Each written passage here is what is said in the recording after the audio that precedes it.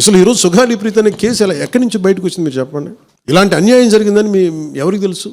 మీరొక్కరే సపోర్ట్ చేశారు అనేది ఎంతవరకు కరెక్ట్ మీరే ఆలోచించాలి. ఎందుకంటే ప్రతి ఒక్కరు స్టూడెంట్ లీడర్స్ కానివ్వండి, మరి మీకు చెప్పుకుంటూ వచ్చాను, వీళ్ళందరూ కూడా నాకు సపోర్ట్ చేశారు.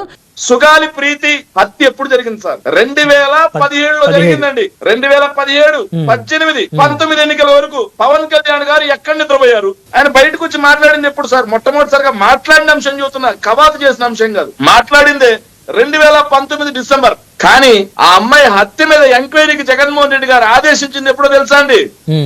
2019 అక్టోబర్, 2 నెలల ముందే జగన్మోహన్ రెడ్డి గారి విచారణకి ఆదేశించారు. ఆదేశించడమే కాకుండా ప్రభుత్వం ఇవ్వాల్సినటువంటి హ్యుమానిటీ గ్రౌండ్స్ లో వాళ్ళకి 5 ఎకరాల భూమి, 5 సెంట్ల ఇళ్ల స్థలం, 8 లక్షల నగదు, ప్రభుత్వ ఉద్యోగం ఇవ్వడం జరిగింది. సుగాలి ప్రీతి వాళ్ళ తల్లి పార్వతీదేవి కోరిక మేరకే సిబిఐకి అప్పచెప్పాం మేము.